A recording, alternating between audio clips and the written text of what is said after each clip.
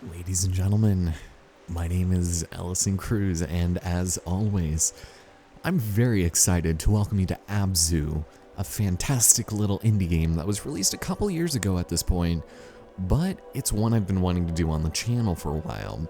And with the advent of Sky, the new mobile experience coming out from that game company, who you probably recognize from games such as Flower and Journey, I figured we'd try our hand at this, seeing as how they actually share the same art director and composer. If you've got a few hours open in your afternoon gaming slot and you're looking for a brief underwater adventure mixed with fantastic music and hints of a pretty unique visual style, then I'd say look no further as we take a drift dive into an absolute gem of a game. I don't know why I just said that. Let's get started.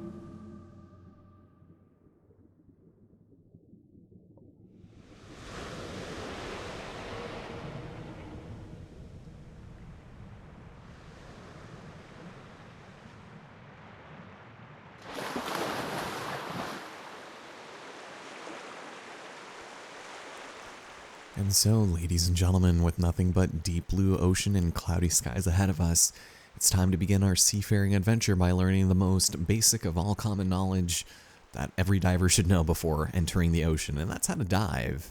Thank you, game. And we can begin by swimming around and enjoying ourselves. We can dash forward a little bit with the A button, and you probably want to get some of your cameras situated here. I already did off screen how I like it, and yeah, you can go ahead and crucify me for inverting the swim pitch, but that's fine because that just feels way more comfortable than the alternatives, and we can begin our journey underwater.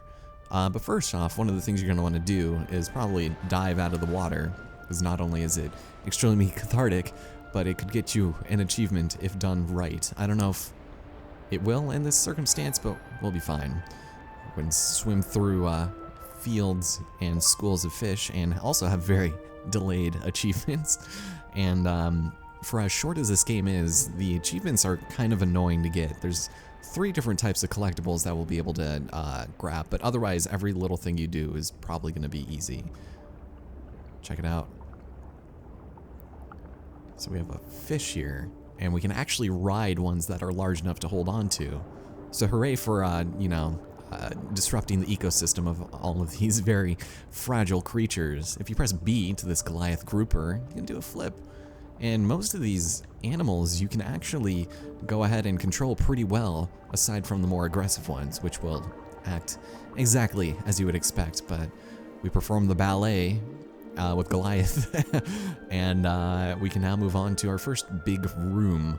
And this game is just one to gaze at and just enjoy, and you can just see how good it looks.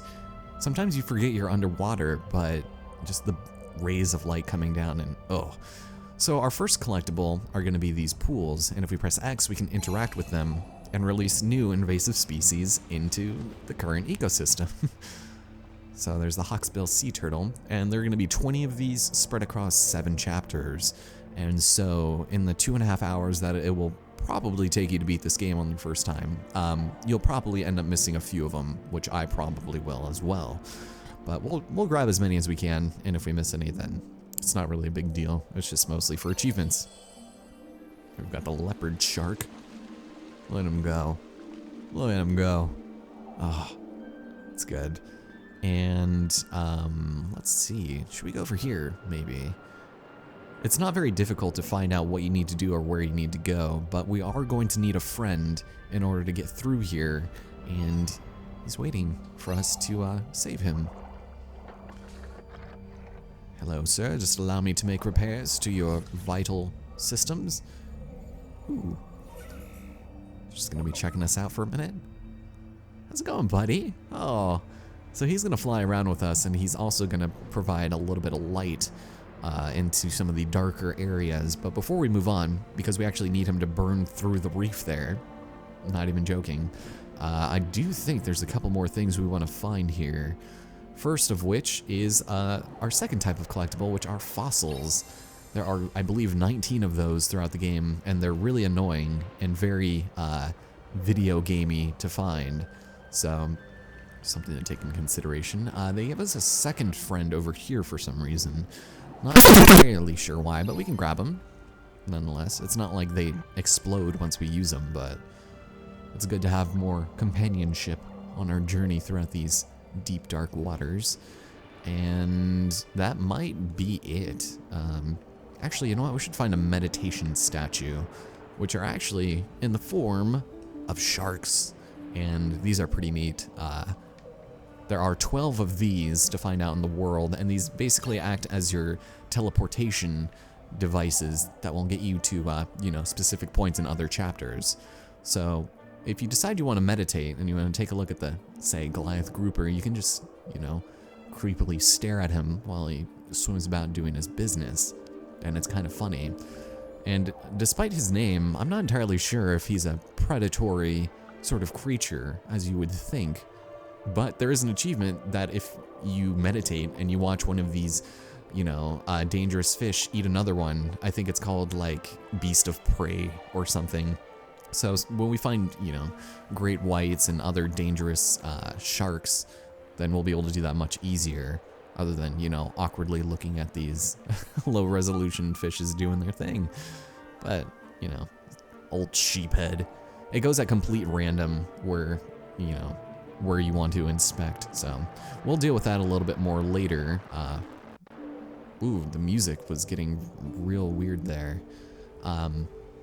So as much as I enjoy this game, I will admit, there's a couple of faults. It's kind of weird in some of its design, it's a little wonky, but you know, it's still very enjoyable if you don't try to break it, or if you, you know, just go about it as the game developers intended you to.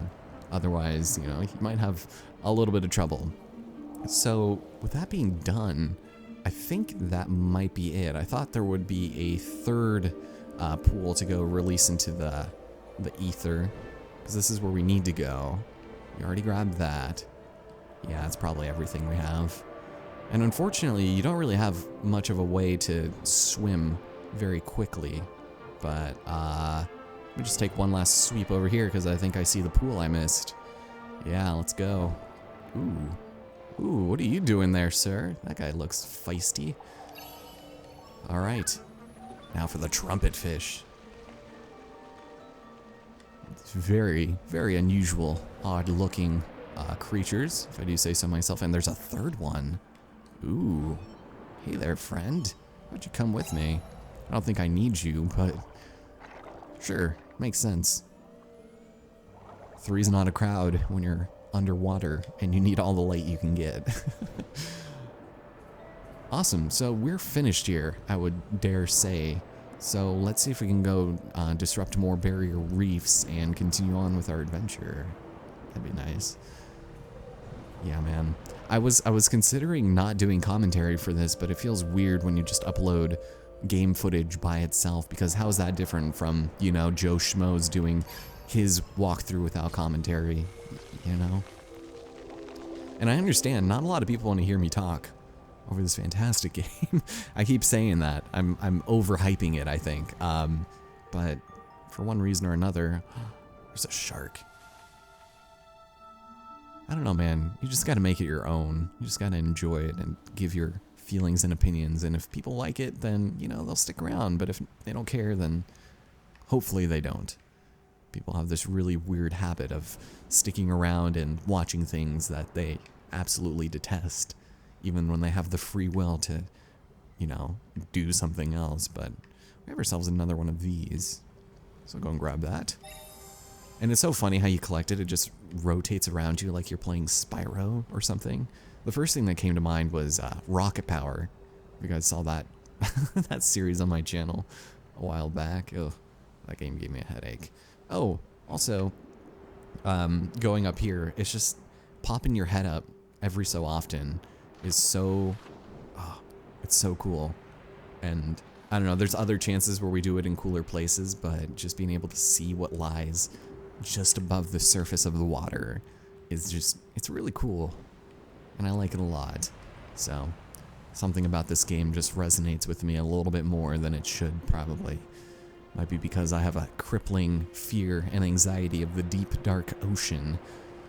So, it's just one of those things. It's not like I'm confronting fears or anything, but we've reached the end of the first chapter, and I've been lollygagging. Like, I'm specifically taking my time, otherwise you're gonna have, 8-minute episodes, but, before we head into the warp, I just want to double check to see if there's anything down here, because this is something that you're going to be seeing a couple of times, and some of the collectibles will be under, but some of them they put after the warp, and that kind of bothers me sometimes too.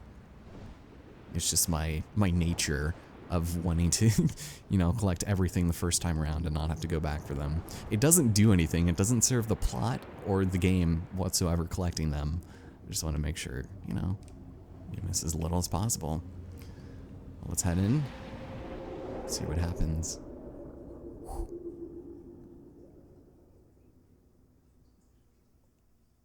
And now we're here, where perception takes an odd turn and reality is now confused for just very strange looking imagery. I don't know, man. It's pretty cool though, but as we make our way swimming through the under ocean, we head for this giant tower, and this is how we heal the area. So let's go and do it.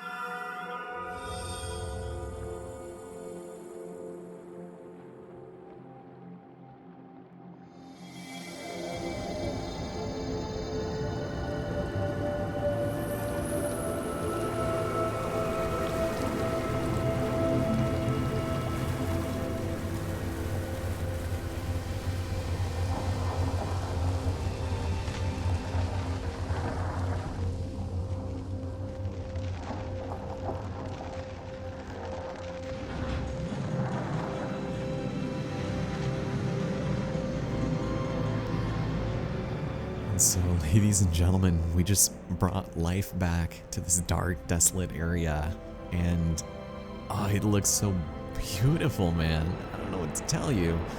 We released manta rays out into the wild, which I think we could probably hold on to. Hitch a ride, if he would be so kind. Maybe. Here we go. Look, I'm a rummerade. It's so cool. And when you just go and you can boost with them and do your little, oh, there we go, backflips up the water.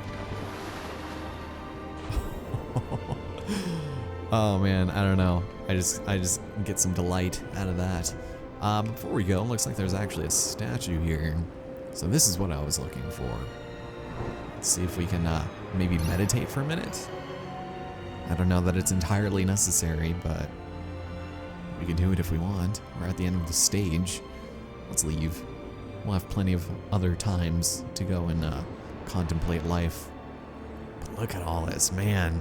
I did a test recording of this a while back on PC when I first played it, and it looks so good. I hope that it actually carries over to the Xbox version, which I just do it out of ease of, computer space and whatnot. But as we head in here, there's another angle to this game that seems a little out of left field, and it looks as though we have ancient Egyptian sprawlings on the wall.